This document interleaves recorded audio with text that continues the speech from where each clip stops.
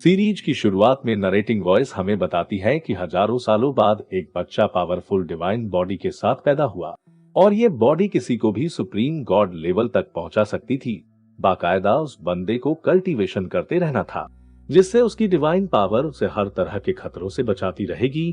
और जैसा हर बार होता है, ये खबर तेजी से फैलती है, जिससे ताकत के भूखे लोग उस बच्चों को खोजने के लिए लाखों का इनाम रख देते हैं और साथ में ये भी कहते हैं कि अगर कोई उस बच्चे को छिपाने की कोशिश करेगा तो उसे भी मौत की सजा दी जाएगी।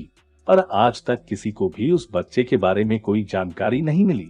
इसके बाद हमें हमारे में कैरेक्टर फैंग को उसके फादर के साथ दिखाया जाता है, जो कि मार्शल आर्ट एकेडमी को ज्वाइन करने जा रहा था।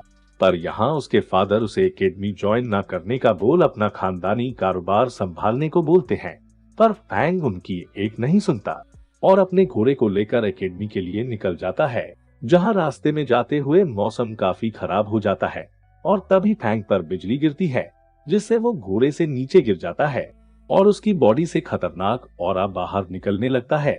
पर जहां तक फैंग को पता था कि वो तो हमेशा से ही कमजोर था, उसके अंदर कोई भी ऑरा नहीं था, इसलिए सभी लोग उसे तंग किया करते थे। और अब अचानक से बॉडी से ऑरा निकलता देख वो खुद भी हैरान होता है, पर जैसे तैसे करके खुद को संभाल कर किंगलोंग एकेडमी में आ जाता है, जहां उसे ज्वाइन होना था। पर तभी यहाँ पर नए आने वाले डिसिपल्स के एंट्री करने वाला बंदा फैंग से कहता है कि तुम जैसे कमजोर बंदों का यहाँ कोई काम नहीं है। ये कहकर वो उसकी गांड पर लात मारकर दूर भगाने लगता है। तभी यहाँ पर किंगलोंग एकेडमी की एक एल्डर सुरुंग आ जाती है, जो कि उस एंट्री करने वाले बंदे को फटकार लगाती है, क्योंकि बाकियों की तरह फैंग ने उसे एंट्री करने के लिए रिश्वत नहीं दी थी। इसलिए वो उसे चुपचाप फैंग की एंट्री करने को कहती है, क्योंकि उसका भी बाकियों के साथ एग्जाम देने का अधिकार है। इसके बाद अगले सीन में सभी नए डिसाइपल्स एग्जाम देने के लिए एक जगह इकट्ठा हो जाते हैं, जहां इनका एंट्रेंस एग्जाम होगा। उसे पास करने के बाद ही ये सेक्ट में इंटर कर पाएंगे।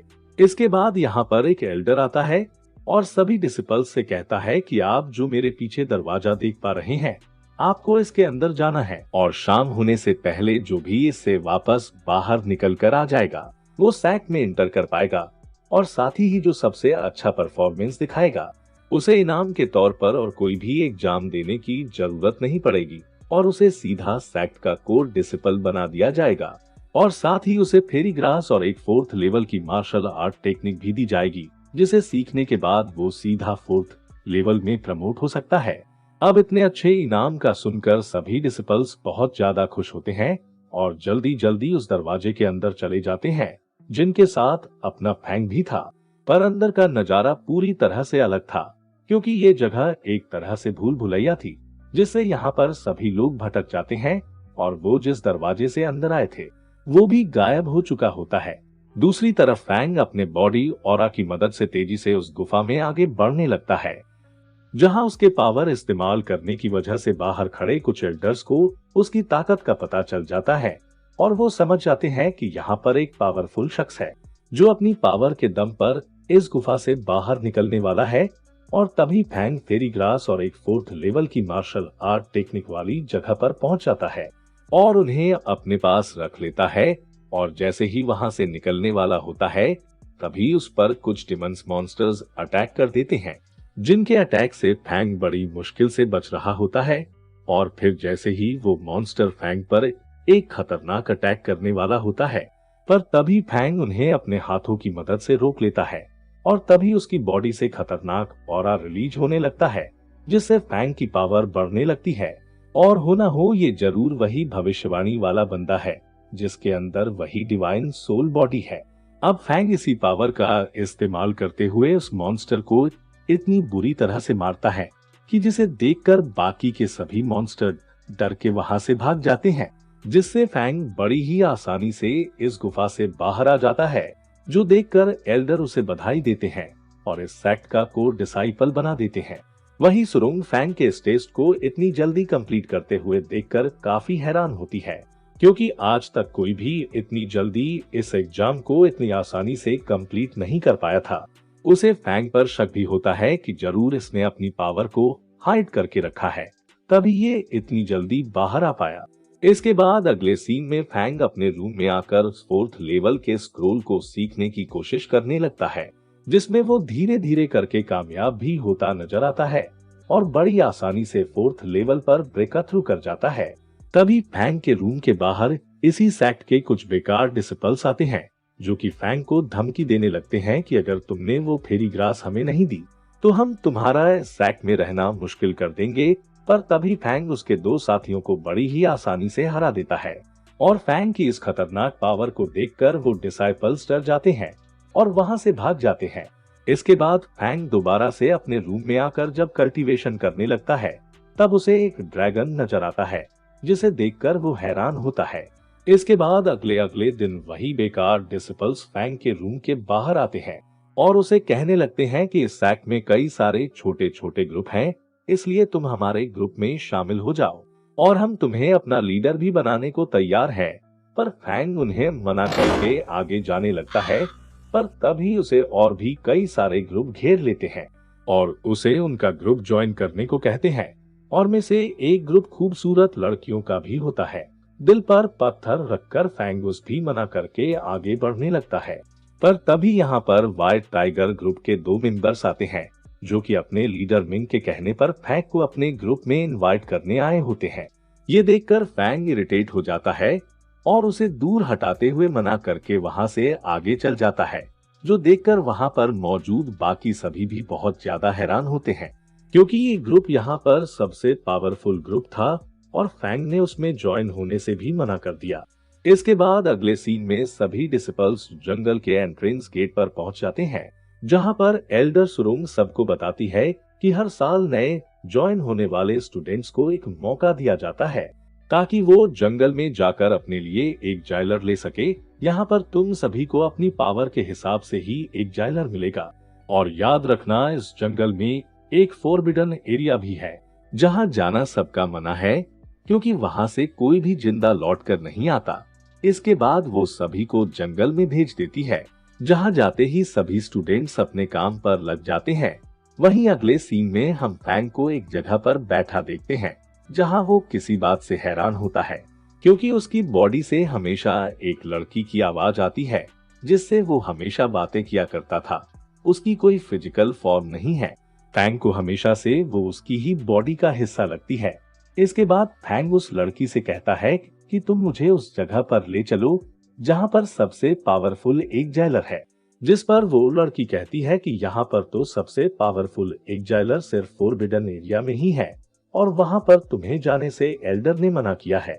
पर फैंग एल्डर की बात को नजरअंदाज कर उस फोरबिडन एरिया में चला जाता है, जहां उसका पीछा मिंग भी कर रही होती है, क्योंकि वो फैंग से बहुत ज्यादा गुस्सा थी, क्योंकि उसने उसके ग्रुप को ज्वाइन नहीं किया था, जिससे उसके ग्रुप की बेइज्जती हुई थी। इसलिए वो फैंग से बदला लेना चाहती है और इसीलिए वो उसका काफी देर से पीछा कर रही होती है। दूसरी तरफ कुछ देर आगे चलने के बाद वो लड़की फैंग को खुद भी आगे का रास्ता खोजने को कहती है और डीप स्लिप में चली जाती है। ये सुनकर फैंग घबरा जाता है, क्योंकि उसे इस फोरबिडन एरिया से बाहर निकलने का रास्ता पता नहीं था। ये मुसीबत कम थी कि तभी मिंग फैंग पर अटैक करने लगती है और उसे कहती है कि तुमने मेरे ग्रुप को ज्वाइन ना करके उसकी बेइज्जती की है, इसलिए अब तुम्हें उसकी कीमत चुकानी होगी। ये सुनकर फैंग समझ जाता है कि ये व्हाइट टाइगर ग्रुप की लीडर है। इन दोनों की फाइट के दौरान यहाँ पर एक एल्डर की स्पिरिट आ जाती है, जो कि मिंग को अपनी पावर में लपेट लेती है, जो देखकर फैंग उसे छुड़ाने जाता है। पर तभी वो एल्डर उसे भी अपने ऑरा में पकड़ने लगता है और फिर एल्डर कहता है कि इस लड़की की मनचाह तो तुम्हें मारने की थी, लेकिन तब भी तुम इसकी मदद क्यों कर रहे हो। तभी फैंग अपनी डिवाइन बॉडी का इस्तेमाल करके उस एल्डर की सभी पावर्स को एक झटके में ही खत्म कर देता है। इससे वो और मिंग दोनों आजाद हो जाते हैं। ये देखकर एल्डर भी दंग रह जाता है कि हमारे फोरबिडन एरिया में कोई इतना ज्यादा पावरफुल डिसाइपल कहां से आ गया है। फिर वो एल्डर आसपास के सभी पावरफुल एक जाइलर की सारी पावर फैंग के अंदर ट्रांसफर कर देता है, जिसके बाद वो पूरा फोरबिडन एरिया एक नॉर्मल एरिया में ट्रांसफॉर्म हो जाता है, क्योंकि वहाँ की सारी पावर फैंग के अंदर जा चुकी होती है। तो वहाँ कोई भी एक जाइलर नहीं बचा होता है। हमें शाम का सीन दिखाया जाता है, जहाँ सभी डिसिपल्स अपने अपने एक जाइलर लेकर सुरुंग के पास आ रहे होते हैं, लेकिन सुरुंग सोच रही होती है कि फैंग और मिंग अभी तक क्यों नहीं आए। लेकिन तभी सुरुंग देखती है कि फैंग मिंग को गोद में लिए उसकी तरफ आ रहा था, क्योंकि मिंग बेहोशी हो चुकी थी। तो सुरुंग उससे पूछती है कि आखिर तुम्हें इतनी देर कहाँ लग गई, कहीं तुम फोरबिडन एरिया में तो नहीं गए थे। तो फैंग सुरुंग को बता देता है कि वो वहाँ गलती से चला गया था, जहाँ हमारी मुलाकात एक एल्डर से हुई थी, जिसके हमले से मैं तो बेहोश हो गया था, इसलिए मुझे उस समय के बारे में कुछ याद भी नहीं है।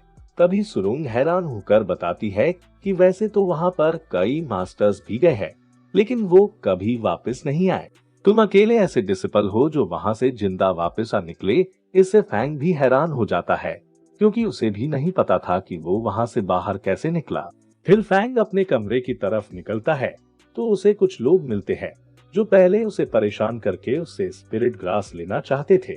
उनका एक लीडर फैंग के हाथों में एक लेटर थमाता है और कहता है कि हमारा गांव बर्बाद होने वाला है। जिस सिटी के साथ हमारी दुश्मनी थी, उसने हमारे गांव पर अटैक कर दिया है। दरअसल यहाँ पर वो लीडर और फैंग एक ही गांव से बिलोंग करते हैं और वो इतने क्लोज है कि वो एक दूसरे के रिलेटिव ही कहलाते हैं। तभी फैंग वो लेटर पढ़ने लगता है जो कि उनकी दुश्मन सिटी के हेड ने उसके लिए भेजा था। उसमें लिखा होता है कि फैंग, अगर तुम अपने फादर को जिंदा देखना चाहते हो तो यहाँ पर आ जाओ, वरना तुम अपने फादर की डेड बॉडी ही देखोगे।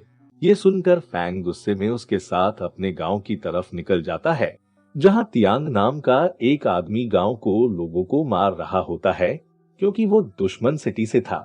वो बड़ी आसानी से सबको मारता जा रहा था, क्योंकि वहाँ किसी में इतनी पावर नहीं थी कि उससे भिड़ सके। वहाँ फैंग के फादर फैंग के ग्रैंडपा से कहते हैं कि मुझे एक मौका दीजिए, मैं उस तियांग को अभी चकनाचूर करके आ जाता हूँ। तो ग्रैंडपा कहते हैं कि उसका लेवल तुम्हारे लेवल से कहीं 10 गुना ज्यादा है, तुम उससे नहीं लड़ सकते हो, हमें हार मान लेनी चाहिए। तो ये सुनकर फैंग के फादर गुस्सा होकर अपनी पावर को एक्टिवेट कर लेते हैं और उस तियांग से लड़ने जा रहे होते हैं कि तभी वहां पर फैंग आता है और उस तियांग को एक ही लात से उछाल देता है। ये देख सभी गांव वाले दंग रह जाते हैं। फिर फैंग अपने फादर से कहता है कि मैं सारी चीजें ठीक करने के लिए ही यहाँ आया हूँ। उसके फादर उसे मना कर देते हैं कि तुम्हें इससे फाइट नहीं करनी चाहिए, तुम तो इसके लेवल के आसपास भी नहीं हो। तो फैंग कहता है कि मैंने अपने लेवल को तो ब्रेक थ्रू कर लिया है। ये कहकर वो अपनी डिवाइन बॉडी को एक्टिवेट कर लेता है, जिससे उसकी बॉडी से बहुत ज्यादा और अब बाहर निकलने लग जाता है। ये देख उसके फादर समझ जाते हैं कि फैंग झूठ बोल रहा है, वो उसके लेवल का नहीं बल्कि उससे कहीं गुना ज्यादा होगा। तभी देखते ही देखते फैंग तियांग पर एक ही अटैक करता है और उसे मौत के घाट उतार देता है, जिसे देख गांव के सभी लोग बहुत ज्यादा दंग रह जाते हैं। लेकिन तियांग के फादर गुस्सा होकर उसे लड़ने को आ जाते हैं, लेकिन फैंग उसे भी एक ही किक में दूर फेंक देता है। फिर वो सभी को कहता है, आगे से जिसने भी मेरे फादर की तरफ आंख उठाकर भी देखा, वो यहाँ जिंदा नहीं बच पाएगा। और इसी के साथ ये एपिसोड यहीं पर एंड हो जाता है।